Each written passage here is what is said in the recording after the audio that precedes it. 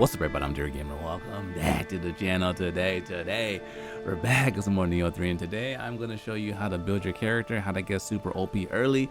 I'm going to go over weapons, gear, level, all the things, skills you need to make yourself as strong as possible. And don't worry, I'm at the point after you play the demo and the game says buy the game. I'm at that point right there, and you can start doing some of these things. So I'm going to tell you what to keep in mind and how to make a character as strong as possible. And without further ado, let's dive in. So you want to make a character strong. First thing you want to do is pick a weapon you want to use. So the most important thing to starting off is going to be how you level your characters. Let's talk about that first. So I went ahead and got a level, got myself ready for my next level so I could demonstrate this a little better. But when going into here, so first thing you want to figure out is what weapon you're going to be using. If you're going to use two weapons, that's fine, but you want to make sure they have good synergy between them. So if you're looking to here, the orange boxes right here, this is telling me what weapons I'm currently equipped. I have this sword on my samurai, on my ninja, I have dual swords, and we have a bow that's shared between both of them.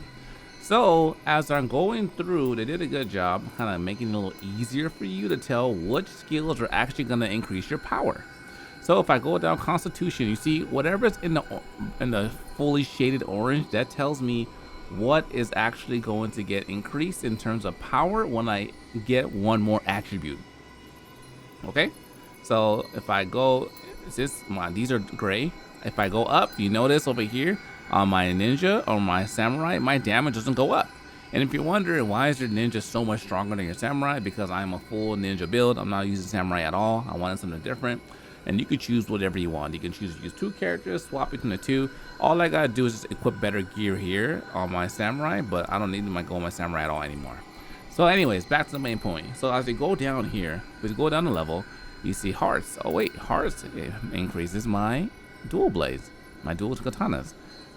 Stamina does not, strength does not, skill does not, but intellect and magic does. For every weapon, everything is gonna have three attributes that are gonna be your primary attributes. And Nioh and these kind of games, you always want to focus on, hyper focus on those three attributes, because that's how you get the most of your power. In my case, if I look at it as well, so it's not just focusing in on the skill, but actually read what it does. This one increases my strength, my ki, and my attack speed, okay, of my three. This one affects my duration and my ki recovery speed, and this one affects my magic. So I know from the start I'm not going to use magic on this character at all. But that doesn't mean I'm not going to put points into magic, because I'm going to tell you about why it matters later on. So for identifying what is the most powerful for me, as you can see, I spent most of my time in heart.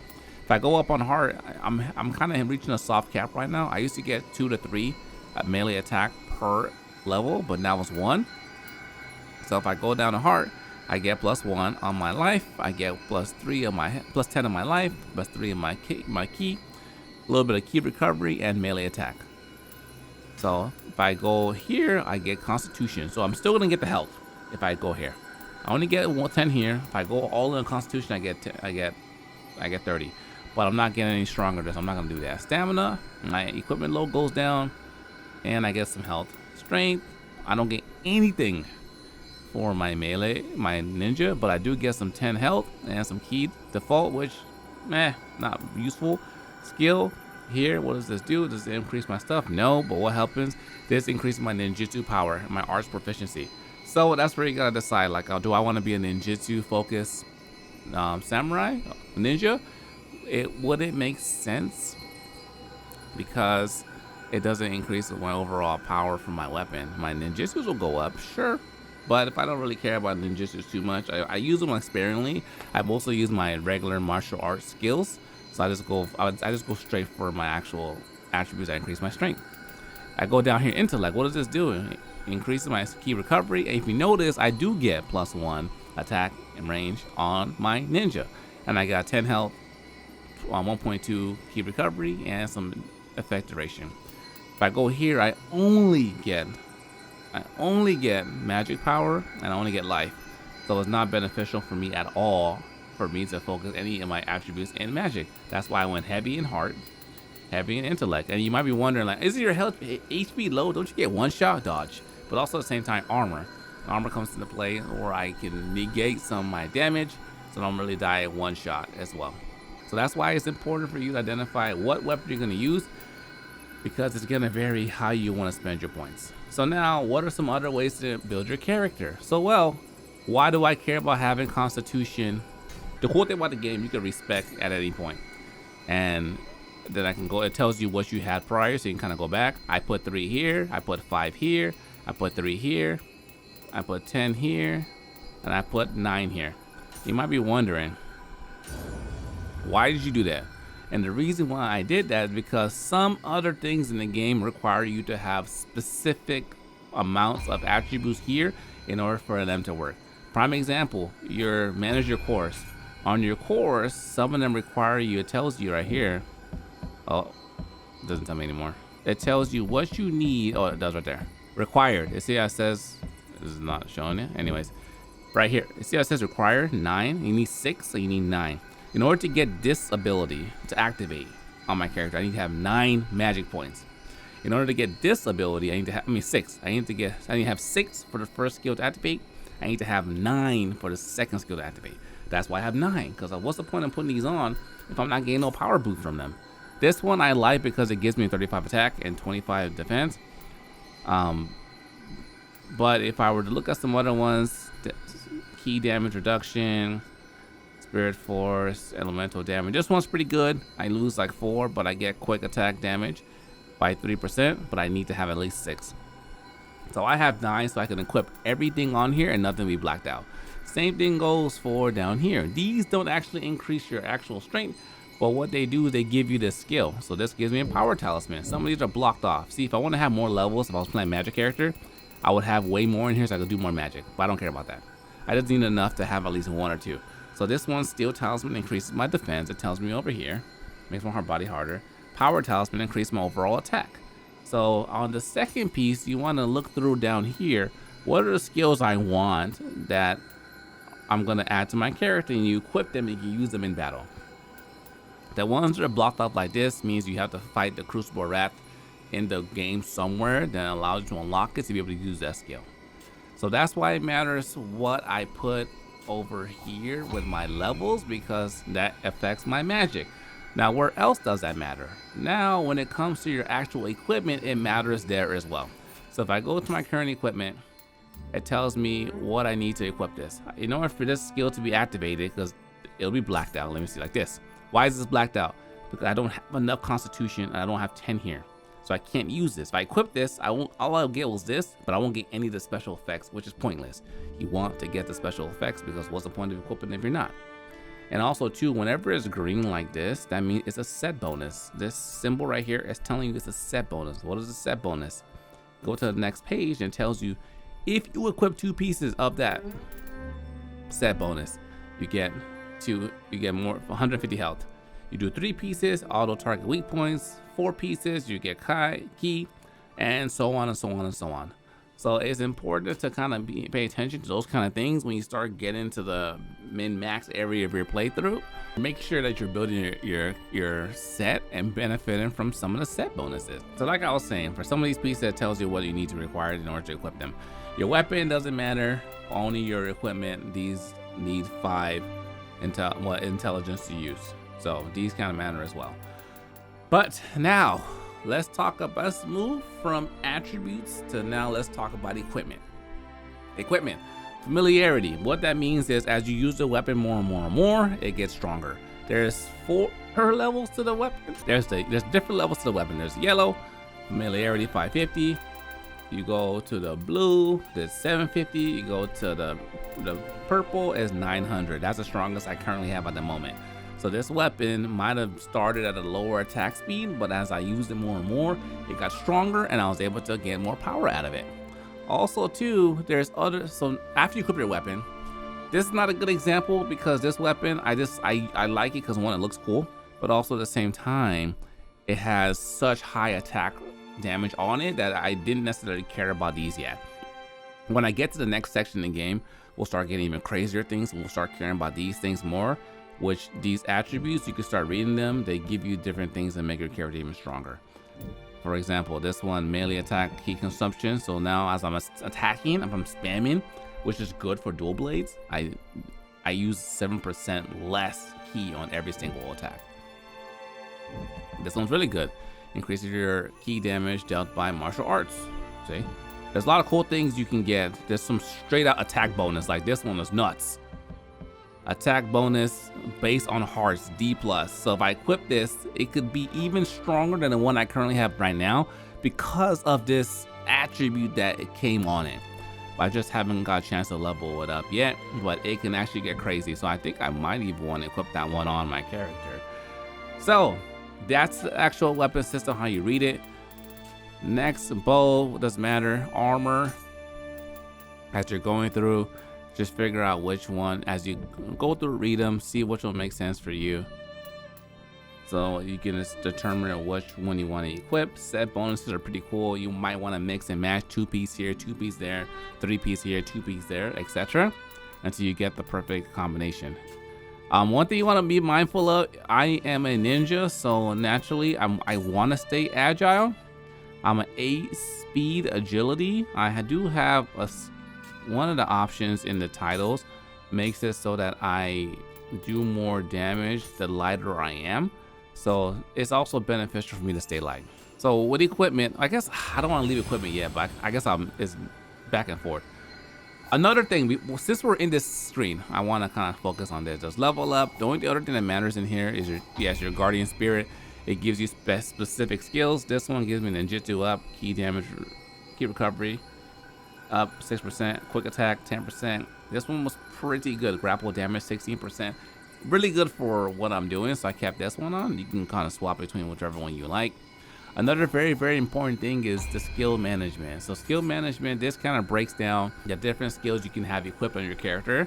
And the first column is shared, then second between your samurai and ninja. And as you're playing through the game, make sure you pick everything up and clear out your map, because you get those writing totems that you go to your bonfire and it gives you the skill or increase your overall your skill capacity.